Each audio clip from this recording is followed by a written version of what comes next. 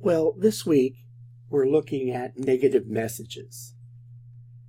And I think a core question from Chapter 8 is, how do you craft a negative message? You don't want to offend people. How do you do it? But first, let me reflect that we've all experienced getting bad news, be it in writing via email,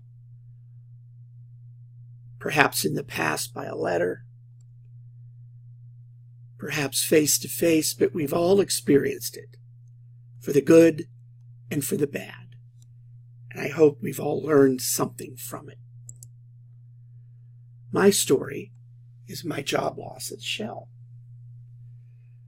The change cycle is normal. You're in denial that it happened. Even though in my case, Shell had announced a year before the job cuts and that my group would be going away, I simply denied it could ever happen. And then, of course, you get angry. And it does take a long time to accept truly bad news like job loss. But it wasn't delivered by an email or a text. It was delivered face-to-face, which made me feel a lot better. More about that later. The text talks about if you have low emotional involvement, that the writer can use the direct approach. The introduction would simply give the news. You would list the reasons for this decision, and you would respectfully close your note. Unless it's really out of the blue, we know it's coming. We simply know bad news will be arriving. But if there's a lot of emotion involved, the indirect approach would be best. And again, I believe that unless it's out of the blue, we really know the bad message is coming. Of course, as I said before for myself, it's best to deliver super bad news face-to-face. Now, this is a true story of a student that I know that worked in a restaurant. She had just had a conversation with her supervisor who said, "Okay, we'll let this go by for now." 10 minutes later, she got a text telling her she was terminated. Just, "You're fired." In my opinion, that individual that did that just didn't have the guts to tell her face-to-face the bad news, which is sad because this student lost a learning opportunity as to why she was let go. Well, let's talk about organizing this bad news message. You want to open with a buffer, something that it makes it softer. And the textbook gives 8 examples of buffers. My expectation is that all of us have received these type of messages and could cite our own examples. You simply want to give a clear statement of the bad news up front and respectfully close. Now let's look at 2 examples from Purdue University that I sought out to support this presentation. Here is a really bad example, and I'll let you read it, so I'll pause while you read.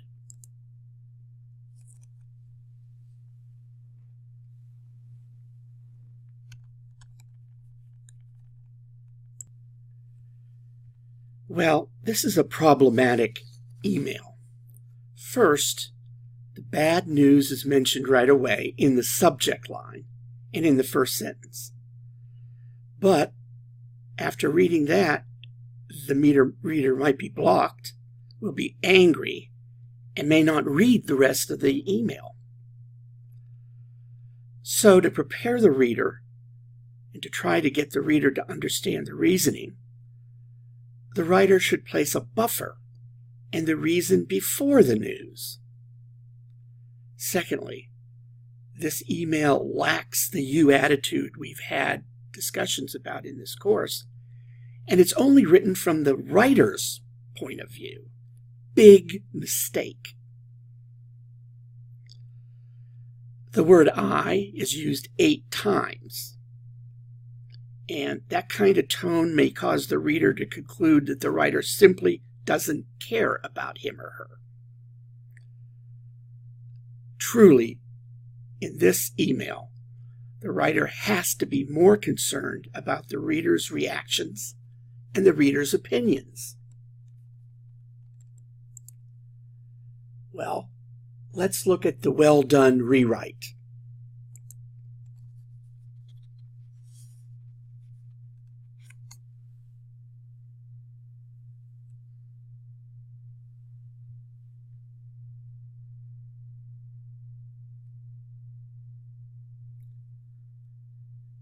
Well, this example is much more effective. The writer does a good job of using common ground statement and placing the reasons before the bad news. That's the buffer. Also, the memo is written with the you attitude and provides alternatives and offers help. By doing so, the writer shows concern for the reader, who will probably, as a result, react more favorably toward the news and toward the writer.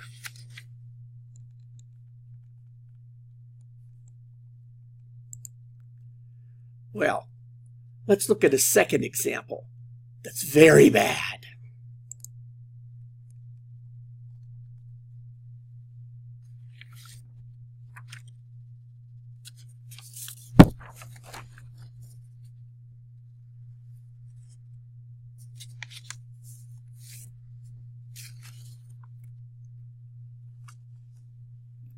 Well, I think this is problematic for a couple of reasons. First, the email lacks important information.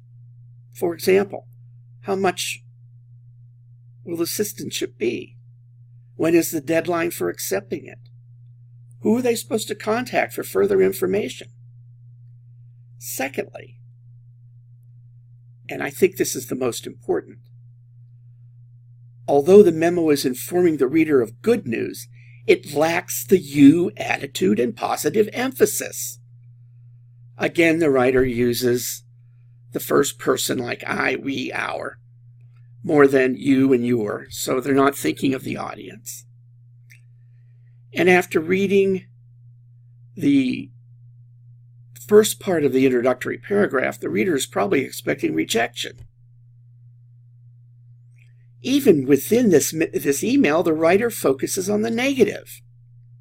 Like, if you don't do well, and you probably don't have enough information. And finally, there's no goodwill ending to this email. Let's take a look at the rewrite. And it's pretty good.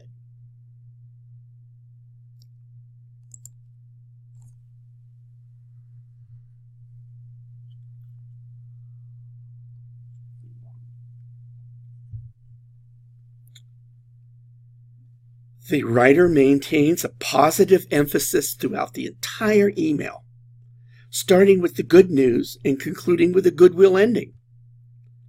In addition, this email contains the important information the student would want and would need.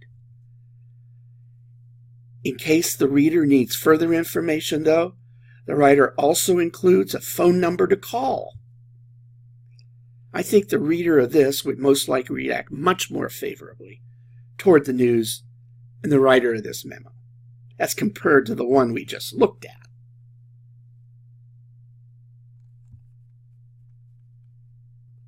Well, I hope this has given you food for thought about crafting and, yes, receiving a negative message without offending.